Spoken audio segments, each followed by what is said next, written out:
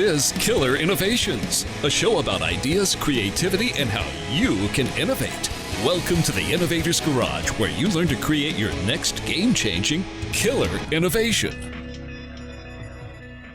Welcome to this week's episode of Killer Innovations. It's a show about creativity, innovation, and design, and I'm your host, Phil McKinney. In this episode, we're going to talk about innovation coaching and innovation mentoring. Now, I recently did a blog post over on my blog over at philmckinney.com, and it got a lot of response. There was just a lot of interest in really understanding the difference between coaching and mentoring, and then specifically about coaching and mentoring as it relates to innovation. So, this is Easter Sunday, so you get me. Next week we'll have a new set of guests. We've got a great set of guests coming up. But given the amount of questions that I've gotten specifically on this topic, I wanted to take today's show and really just spend some time sharing with you my thoughts, a little bit more than what was shared on the blog post over at Phil McKinney, but then also to take a listen to your questions and comments. We do broadcast the show live, both on Facebook Live, as we are right now, and we also do broadcast live over on Zoom US. Zoom is a technical sponsor for the show. We appreciate their support. If you're listening to the radio and you want to hop on over and actually take a peek in the studio as we do the show, just go over to killinnovations.com/live, and you have all the live options so you can watch us live in the studio. And through any of those means, you can actually ask any questions you have of me, or when we do have guests on the show, you can ask them guests also. So let's go ahead and get started this week. So the real question around, people tend to use sometimes coaching and mentoring as interchangeable, and they're not. They are distinctly different. They are not the same thing. So think about it from the standpoint of, if you need something that's very specific instruction, a specific skill set. So let's use American baseball as the analogy. You have a pitching coach because they know the specific mechanics of pitching. You have a defensive coach for American football. That coaching is really around a very specific set of skill sets. Mentoring is really a much broader context. It's really about the big picture. It's about, how do you transformative activities or perspectives on not just your career, but also your personal life and around success and those kinds of things. So it's not about the specific skills. It's really about that big picture. And in that case, coaching tends to be short and sweet. It tends to be very specific, short amount of time, specifically tied to solving a very specific problem, versus mentoring tends to be a much more longer relationship. It tends to be where you would have a relationship over many, many, many years. Now, in my case, I was fortunate early in my career to have just an absolute phenomenal early mentor, Bob Davis, who's now actually long retired, lives in Arizona now. But Bob was the guy who found me, recruited me out of the university, put me into my first job. We had a very, very long relationship. I actually went with 3 companies with him as part of my career development. So it wasn't just around just simply staying on in one place, but it really was about getting a variety of skill sets. And one of the unique things Bob did early in my career is that he actually rotated me through a bunch of jobs. So it's kind of a little bit of a mentoring. Maybe you could cross it over into a little bit of coaching, but it really was about rotating me through. I thought I was a pretty hotshot software engineer. Thought I knew it all. Thought I could come in and just really be transformative in the business. And Bob sat me down and busted that balloon. But also pointed out that says, hey, you could be the world's greatest software engineer, but for you to be successful in business in a broader context, you need to have a much broader set of skill sets. So he actually rotated me through. So I spent 6 months doing my software work. Then I went and did 6 months in IT, and I did 6 months in sales, and I did 6 months in marketing, and I did 6 months in corporate finance. And it was that rotation of both getting my head screwed on straight, lose the ego, understand your role in the business, but then learning this skill set. And this started off in a subsidiary of Prentice Hall Publishing, which is my first job out of college, and then became transformed in a much broader context for overall success. So for me, having that mentoring experience, I knew what a mentor was, and I knew, what it did for me and how it helped me for my overall career success. And I've had coaching also through my career also, short-term engagements where I may have needed a specific skill set. Probably the best coaching I've ever received and was worth every penny was media training, and I call that a coaching experience at Telligent. So this was my first time as a true senior executive at a startup that was doing an IPO. We were all on the management team spending a lot of time in front of the press, in front of reporters, and the CEO, Alex Mandel, who used to be the president of AT&T, dictated that everybody that was going to be in front of the press had to go through this media training.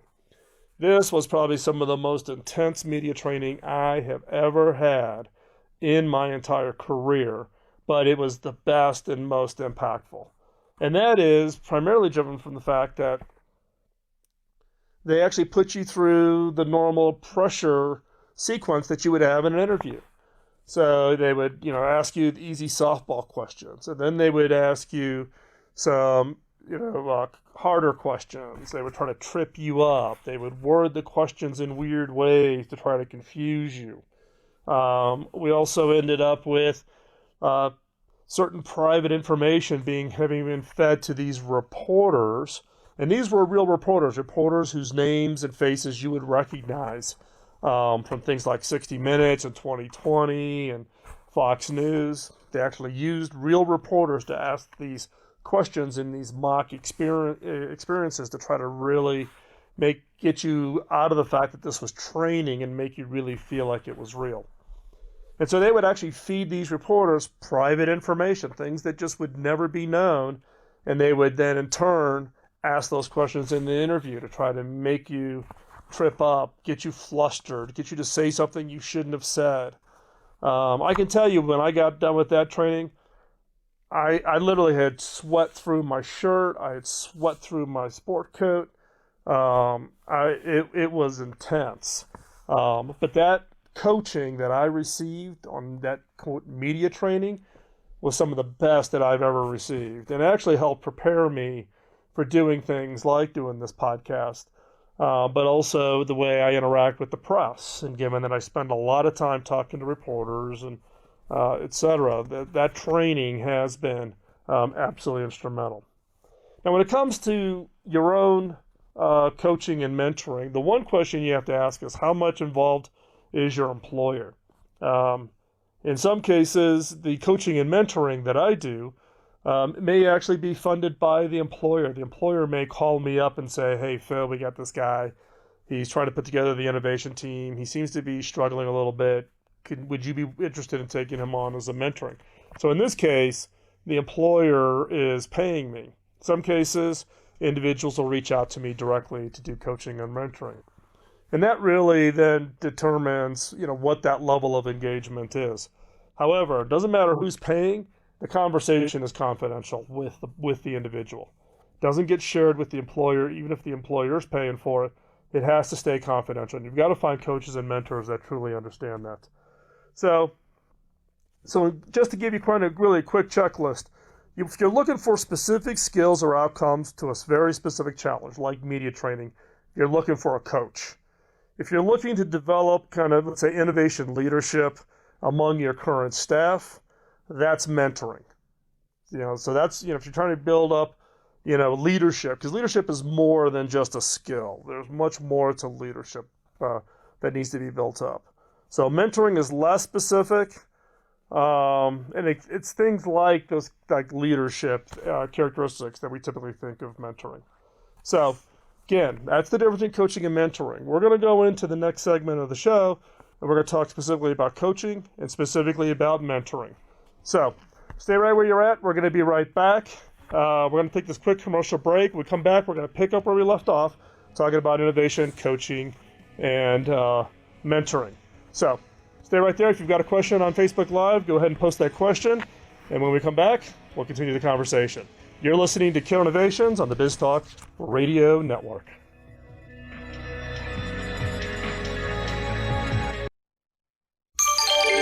BizTalk Radio.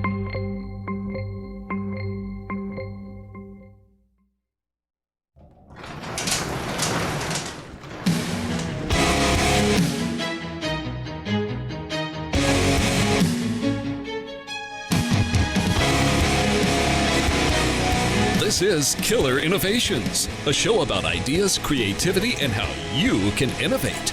Welcome to the Innovator's Garage, where you learn to create your next game-changing killer innovation. Welcome back to this week's episode of Killer Innovations, a show about creativity, innovation, and design. I'm your host, Phil McKinney. We're going to pick up this episode. We started the conversation around innovation coaching and innovation mentoring. The last segment, we talked about really what's the definition between coaching and mentoring. In this segment of the show, we're going to talk about really specifically around innovation coaching. Now, there's actually was a blog post that I did some time ago around the 4 questions you should ask an innovation coach. And it was quite funny. Before, when I was preparing for today's show, I went out onto Google and I did a search of how many people are hung their shingle out there as an innovation coach. And there are literally tens of thousands of people who are out there hanging the shingle. And the question that I get a lot is how do you find a good coach? Is there some certification process? The answer is no. Is there some kind, or at least there's nothing real out there yet. Some people are claiming that they've created a certification process. It doesn't really exist. It doesn't exist until you get enough critical mass around it. Is there some kind of criteria? Is there some kind of testing? None of that exists. So you're kind of on your own when you're out there and you're trying to find an innovation coach that's going to work for you. So here are the 4 questions that if I were looking for an innovation coach, or when I advise people who need to go out and hire an innovation coach to help their teams on some specific issues, here are the questions that I would ask. The first one up is probably the most important question is this innovation coach an experienced innovator? I can't tell you how many innovation coaches I've come across that have absolutely no experience. They've never actually taken an idea, walked it through the entire process and launched it and had it be a big success. How many consumers or how many businesses or how many customers are using an innovation that they didn't just think of it, or they didn't think of something like it. They actually did it from beginning to end. There's the analogy of this is in life coaches. There's this big burst of people out there hanging out their shingle for life coaches. The funny part is these are 22, 23, 24-year-old people who are going out and hanging out their shingle to be life coaches when they don't even have any of that experience yet. The same applies to the innovation. Have you or has that coach actually been an innovator? Have they actually done something that's meaningful and significant? And what is it? And how do you go validate it? How much were they really involved in it? How much did they really do?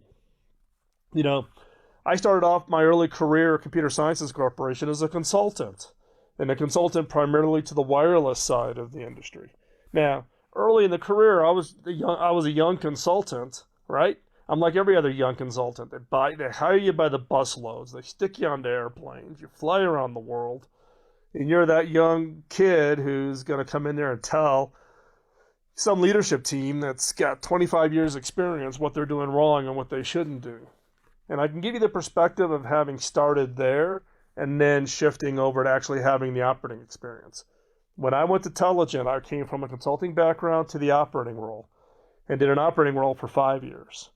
Then I went to Hewlett Packard after my my first retirement, right?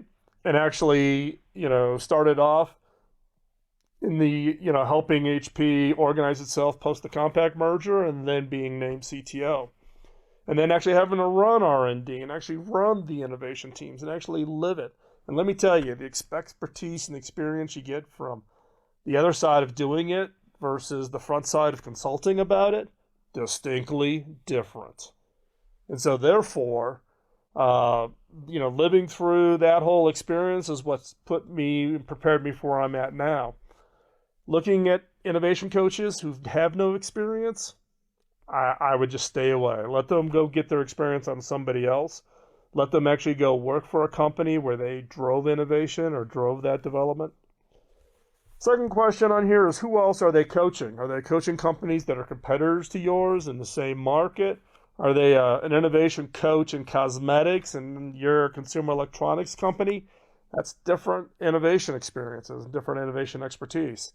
So from that standpoint, you need to find people who, one, depending on your perspective on competition, but more importantly, in an area that you're experienced in. Because innovation as a term by itself is highly overused. You need innovation expertise in an area that you need help in. Third question, what is it about this innovation coach that's attracting its followers? Who else is following it? Who else are they coaching? Why are they getting so much attention? Be careful of it. It's just about the book they wrote, right? Because, I've got my book out there, but I'd be the first to tell you, a book by itself is not a great expression of expertise. Nobody does a book by themselves. So whenever you read a book, you're reading a conglomeration of a bunch of people's inputs. If you're going to get coaching from an individual, what is it? Why are people so attractive to that individual? And why are people so attractive to what it is they do? Because that is what you're looking for. You're looking for something as to why are others lining up behind this person? Why is it that everybody seems to be so interested in what it is that they're doing? So keep that in mind and find people who are kind of going in the direction that you want to go. And number 4 is can you translate the approach that they use to what it is you're doing? Look, every one of us in the innovation game, we've got our own little approaches, our own little quirks, our own little ways of doing stuff, right? Mine's the FIRE process, focus, ideation, ranking exercise. IDEO, Kelly's got his, 10 faces of innovation, finding, the types of people to put onto teams, right? You got to go talk to a bunch of different people and find out what their approach is and see if you're going to see a way to translate what it is they're doing into what it is the problem or the opportunity that you're facing. So, again, you want to be able to think about what is it they're doing and not to just follow blindly, but how can I adapt what they're doing to what it is that I'm trying to do within the problem or scope that I'm focused in on. So, again, the 4 questions are, is there an innovation coach has experience as an innovator? Who else are they coaching? What is it about this innovation coach that's attracting their big set of followers? And the 4th question is can I translate this approach to what it is you're doing? So now a number of you may be asking, hey, Phil, can you coach me? I'll put a link up in the show notes if you are interested in my coaching or my innovation style, just so you can kind of compare mine to other people. I don't take on very many people at all. So this is not a pitch, but I'll give you some insight on how I do it. Okay? So stay right there. We're going to come back from this commercial break. And when we come back, we're going to talk about innovation mentoring. So stay right there.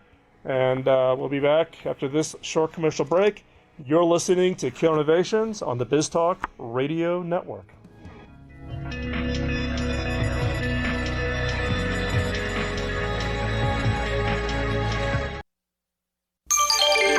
BizTalk Radio.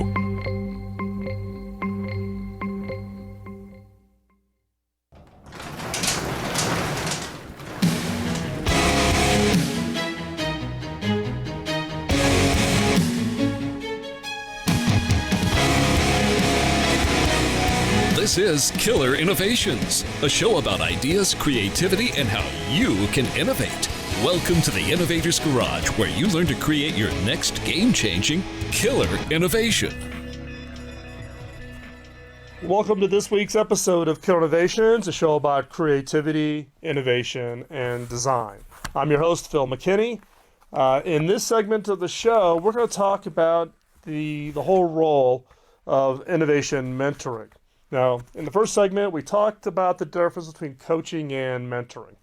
Coaching is really around a very specific skill set, like a pitching coach for a baseball team or a defensive coach in American football. And versus mentoring is much broader. It's really about life in general. You know, when you think about kind of mentors, and the mentors that I've had in my life, like Bob Davis, that I talked about earlier, Bob had a much more profound impact on my life, not just about the business world, but also on a personal basis also. Mentors are ones that, you know, that can take you under that wing and really devote the time and the energy into helping you kind of learn from all the mistakes they've made over their entire career. So in this case, the mentors are critically important. You need to be very selective. I, by sheer luck, ended up being mentored by Bob Davis. So this was not a situation where I went out and strategically thought about it. He just happened to be a guy that hired me. We clicked really well in the interviewing process. I was really excited about the opportunity. It was a new division of a very large company, so kind of a startup within a very large company. This is in the very, very early 80s. And so I purely fell into my mentor by accident. But I would encourage you to be a little more strategic and think about it, because you're going to hitch their wagon. This isn't a 3-month hitch or a 6-month hitch. You need to be thinking of in half decades or decades kind of relationships. The kind of people that have a model of business and a model of a personal life that you really can really attach to and really see yourself. These are people that you're going to go to when you've got a personal problem. People you're going to go to when you're facing a really tough career challenge. Now there's office mentors, you know, kind of somebody maybe 2 levels up that's helping you within the company you're in. I'm talking about high impact kinds of mentors.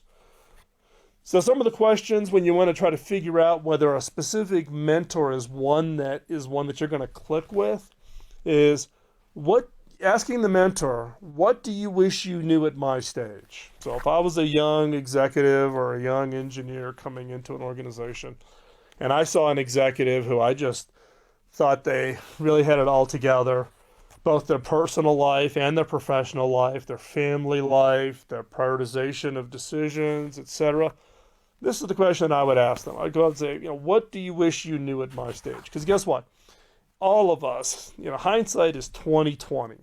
When we get to look back and look at everything that I knew now that I didn't know then, you get that perspective. And when I have younger executives or younger engineers ask me this question, this is the benefit of that hindsight. You know, what is it that I knew, right? You know, if I was starting my career, what advice would I give my 25-year-old self from where I'm at today, being 55? You know, 30 years of perspective, right? It's the perspective of, you know, don't feel like you're in such a rush. You know, yes, priorities and timelines are important, but at the same time, life will go by so quickly. My personal perspective, I spent a lot of time on the road traveling as a young executive. I would be gone 40, 45 weeks a year, right? I have 3 kids, right? And sad to say, for the first 10, 12, 15 years of their lives, I was on the road, right? I would have a different perspective now if I was starting out. Yes, I had great career success, but would I trade that off for time with my family? Think long and hard about that. The other is flexibility, right? Technologies are going to change. In my case, technologies are an important part of my career. Things are going to change, right? So those are all kinds of things that I've my perspective when I look back over 30 years of my career. Second question I would ask a mentor if I was trying to figure out whether or not this was going to be a mentor that I was really going to focus in on and work with, and that is asking them what motivates you. What is your motivation, right? And that motivation's got to be matched up with your motivation, right? If your motivation's about money, then you want to find a mentor who's got a similar motivation. My motivation is not money. My motivation is paying it forward. My motivation is helping others. My motivation is sharing my experience and expertise. I spend literally lots of dollars every year doing this radio show and this podcast out of my own pocket. I make no money on it. But as my way of getting this out and making it available to as many people as possible, that's what my motivation is. I use kind of a 5F criteria for how I make, what motivates me and how I make my decisions. So the 5 F's are faith, family, friends, fitness, and finances. The 5 F's: faith, family, friends, fitness, and finances. And what I found is if you deal with the top 4, finances take care of themselves. A lot of people, they want to put the finance at the top. It's all about chase the dollar, chase the dollar. And early in my career, I'll admit, I fell into that trap.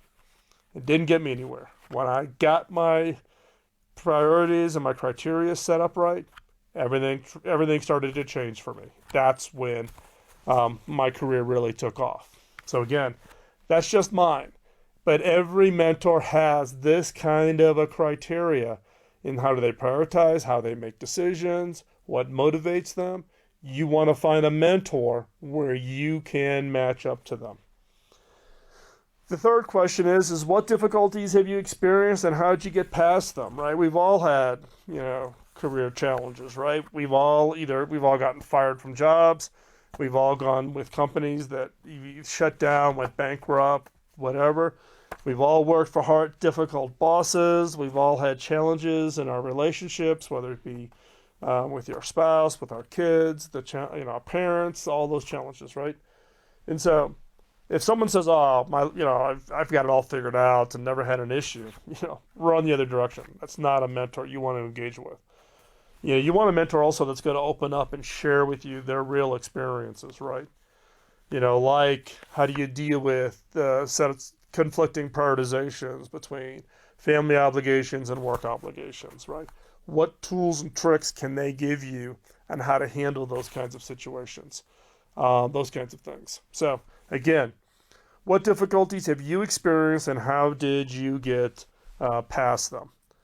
The fourth question is, if you're on the job, particularly if you're dealing with a boss, right? In my day job, I've got a couple of my staff who've asked me to mentor them. It's a little bit of a different mentoring. This is really around very specifically career mentoring for them, right? Here's a question though: if I was going to go to a boss and I was going to ask for mentoring, here's the question I would ask, which is, how can I make your life easier? I'm your mentee. You're my mentor. How is it that I can make your life easier? Now, in reality, in all the years of my mentoring, I have never been asked that question. Never. And it's an interesting insight, right? Because it's also one way for the mentee to learn. What can the mentee take off of my plate that actually will allow them to learn, allow them to grow, and therefore then actually ramp up their experience and expertise even faster. So that would be the fourth question. So really quick, the 4 questions on innovation mentors would be, what do you wish you knew at my stage, right? So kind of what experience or what recommendation would you give to a 25-year-old version of yourself? Second is what motivates you? Third is what difficulties have you experienced and how did you get past them? And then the fourth question, if it's your boss or something in the work relationship where you can have more direct impact, ask them, what is it that I can take off your plate to make your life easier? So those are the 4 questions that I would go out and engage with regards to a mentor. Okay? And now mentors are critical. Like I said, you're going to have a relationship with them for 5 to 10 years. So you want to think long and hard about that. So we're going to take another quick commercial break. When we come back, we're going to pick up, continuing our discussion on this. And also, I've got some new news about the radio show. So you're not going to want to go anywhere. So stay right there. You're listening to Killer Innovations on the BizTalk Radio Network.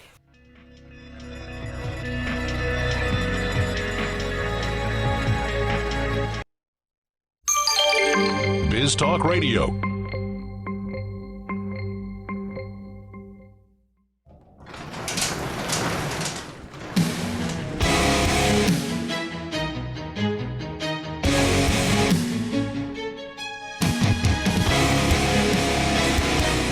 This is Killer Innovations, a show about ideas, creativity, and how you can innovate.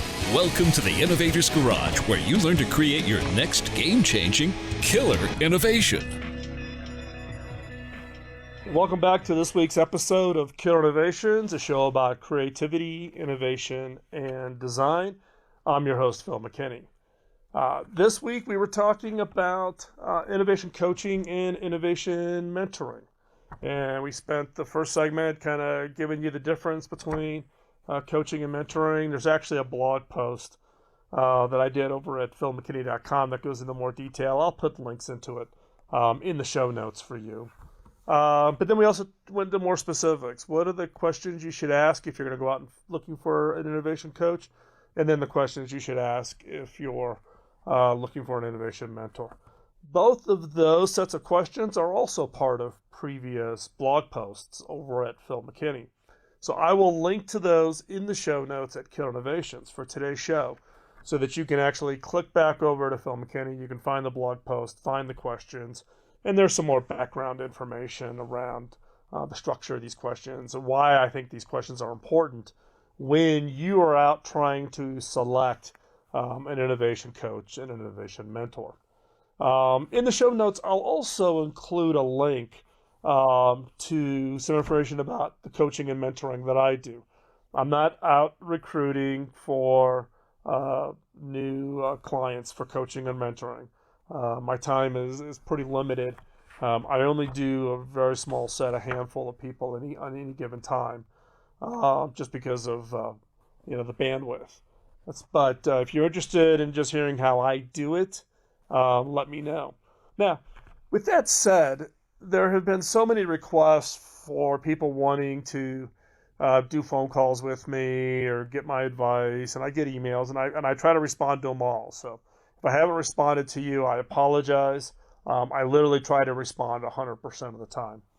But I've had a couple of people recommend or ask if I would ever think about putting together some kind of a masterclass type of structure, whereby a group of us would get together on a video conference call on a regular basis, as part of allowing people to kind of interact, other innovators who are either within an organization or founders who are trying to do something with a startup company or inventors or whatever. And I've toyed around with the idea. It is interesting. I may do that. If that's something that you might be interested in, just drop me a note and let me know. I've gotten a handful of emails from people who are interested in participating in that. So I may try to do something, because then I can just do it, just set up maybe the hour right before the radio show or the hour right after the radio show, more likely the hour right after the radio show, to then just kind of stay online and just continue on the conversation. So again, something you're interested, let me know.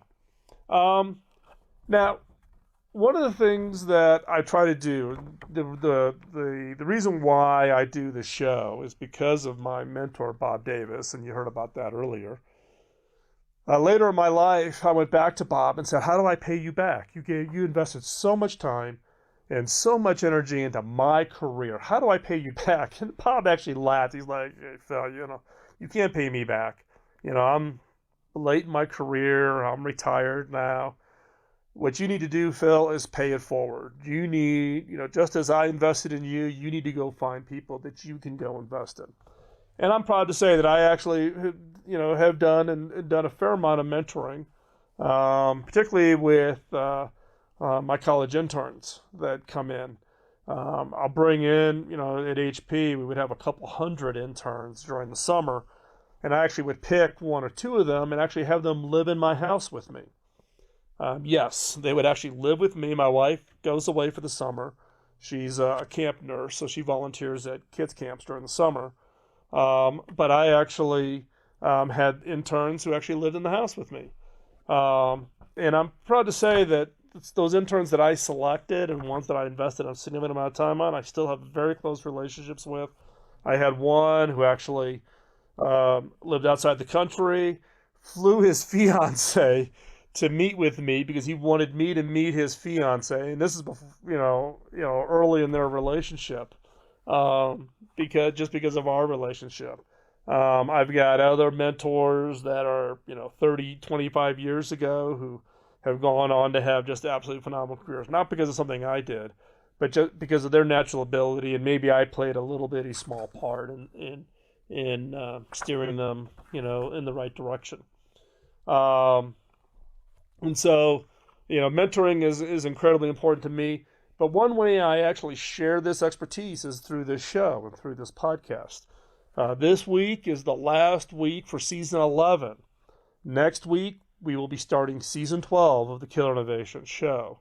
I keep reminding people that we were doing this show before iTunes even existed. And we've got a good listener base. We're not like, I'm not like a Tim Ferriss or any of the big shows.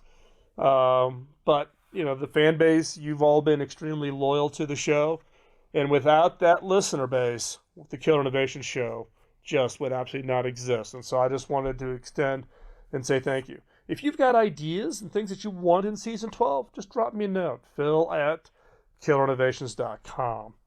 But one thing I do want to make available to you is the free version of my audio course. This is something that over on Amazon they sell for $19. Don't pay the $19.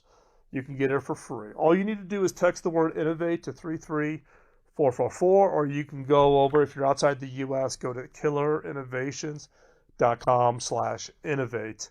And this whole course is about really to show you how easy innovation really is. It's not as hard as you think.